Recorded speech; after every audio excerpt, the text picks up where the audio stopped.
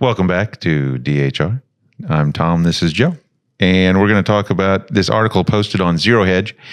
Actually, it's referencing a Real Clear Wire article written by Bill King. I think he ran for mayor in Houston, but he was on the editorial board for the Houston Chronicle.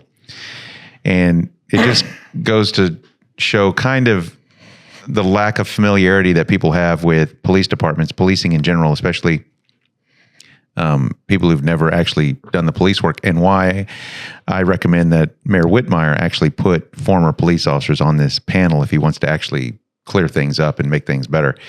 You need to understand that police work is kind of a unique profession, and it comes with a unique set of experiences, and those experiences translate into kind of a life experience that people carry with them.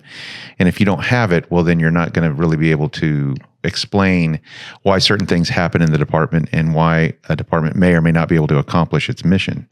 Having said that, Bill King discusses the fact that he's making recommendations on what he thinks could change at the department. So, for example, he says, first, we need to devote more resources to forensics. I don't really understand what that means. I mean, if you want to pay more overtime to investigating officers from the crime scene units or something, okay. He's been watching CSI, I guess. It's been done too much. But the one that really gets NCIS. Yeah. Been watching that show. And so the one that really gets me is the second recommendation where he says we should consider prioritizing investigation over patrol.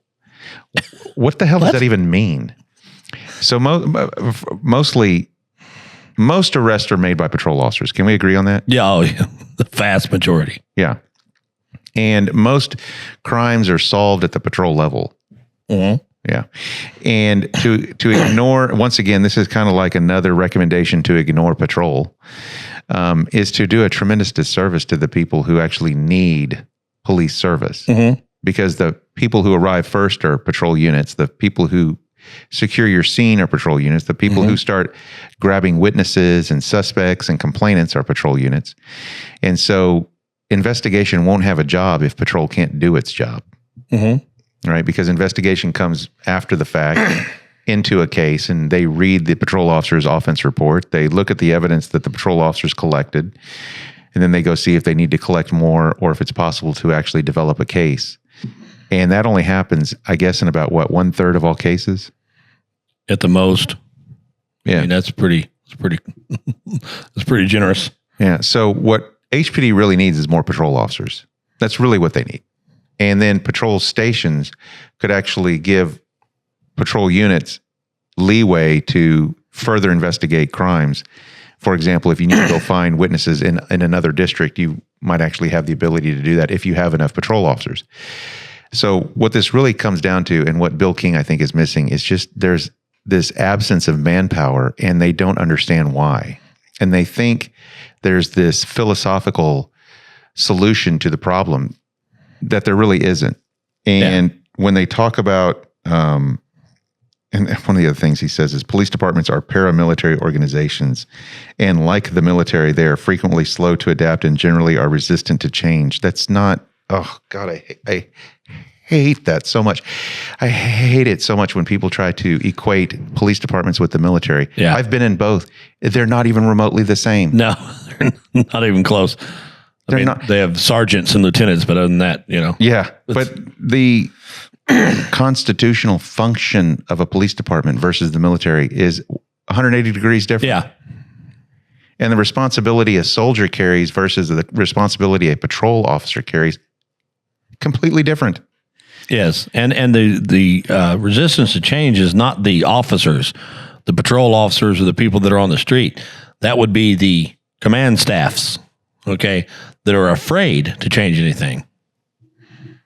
Absolutely terrified, paralyzed with fear every time that somebody suggests a change. But this is what the reason I'm talking about this article is because these are the people who are either run for mayor, are elected to mayor, or surround the mayor. The staff members, the civilian staff members that work down at City Hall, they all think about like this. This article is a good reflection of how they think, which means they don't understand what's going on. So, for example, he goes on to say the war on drugs has been a complete failure and more police corruption comes from narcotics enforcement than any other area.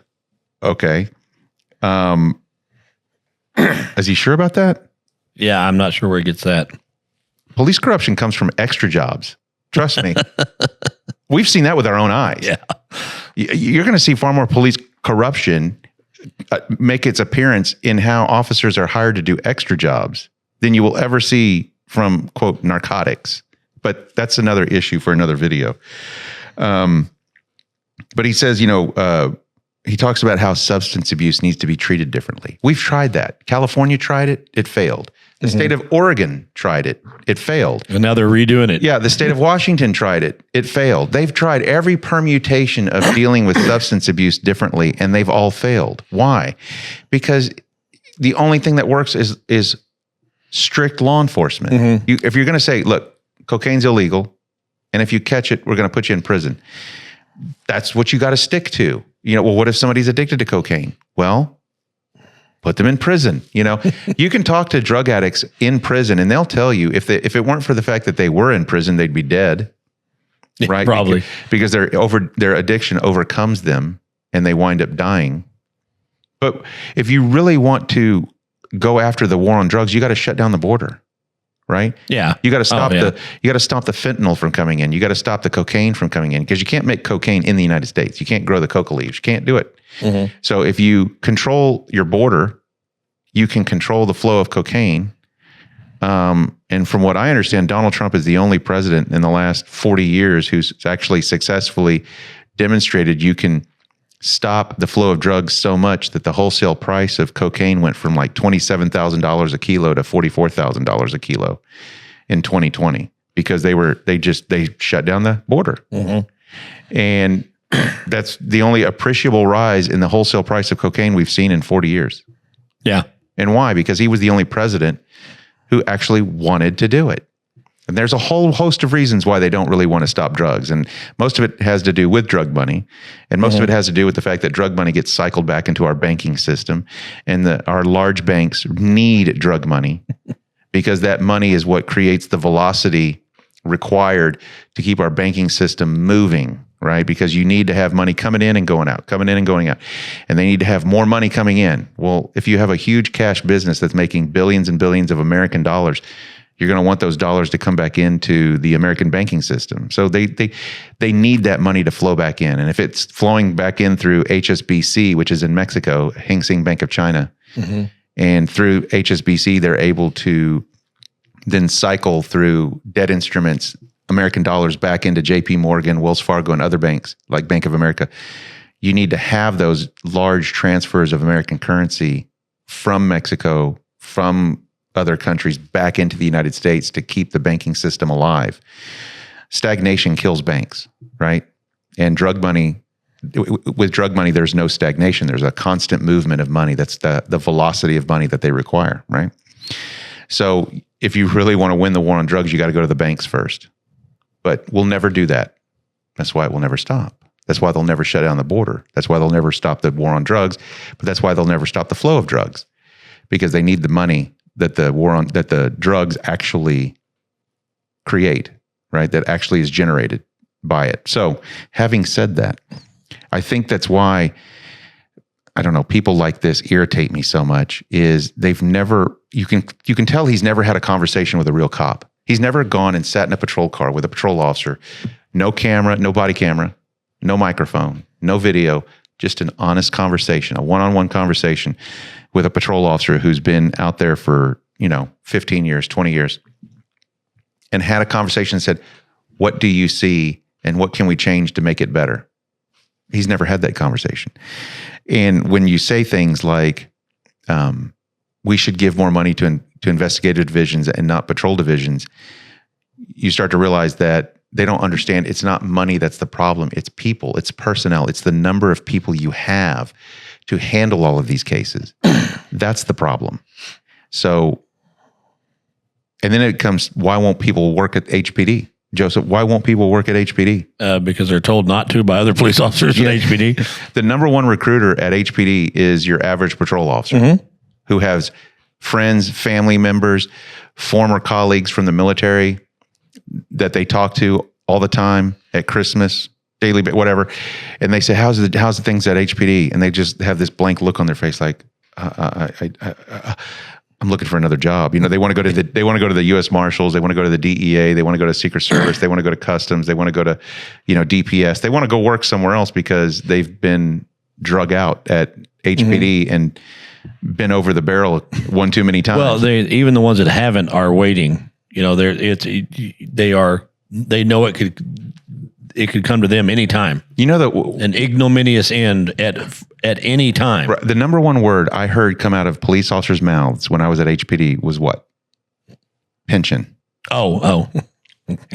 Everyone talked about their pension, waiting on their pension, how much their pension was going to be, and when they were going to start collecting their pension. That was it. That was like the number one conversation. I heard more on drop. Drop. I know guys who checked it every day.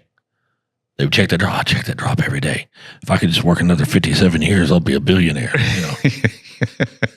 Well, you're 57 now. Right, but that was the only thing that kept officers around when I was on and when you were on was the pension and the drop. Yeah, exactly. Well, now the pension's changed to the point system, and there's no more drop. There's no more drop. Sucks. So who wants to work at HPD? Burger flippers. Well, and they lowered the standards. Yeah. So 3 years of stable work history, which it's incredibly subjective. Right. And so the point being is, what kind of people are they hiring? Number one. Number two, and why can't they hire more people is because the people who are working there don't really want to work there anymore. I mean, their morale is just completely destroyed. And that's what people like this don't seem to understand. They don't seem to understand how the lack of functionality in the department, how it destroys morale, how officers get over time demoralized and they pass that on to other people, and it becomes kind of cancerous, really, you know. And it hurts the public. It does. It does. It hurts the public. The officers are not doing the job that they want to do as well as they would like to do it. And they don't crush the crime. They don't prevent the crimes. They are just trying to not get in trouble. And it really saddens me that, because it's people like, Bill King, who run for mayor or get elected mayor, or they're friends with or associated with people who are currently mayor, or working around the mayor's office, and they have no earthly clue what's going on in the police department, but they want to tell the department how to work. It's like, well, first you have to understand why it is not accomplishing its mission before you can then come and say, this is what we're going to change to help it accomplish its mission. And I say again, and I've said it in another video, that this 5-member panel, it's just, you're going to be disappointed. And we'll see you in the next video.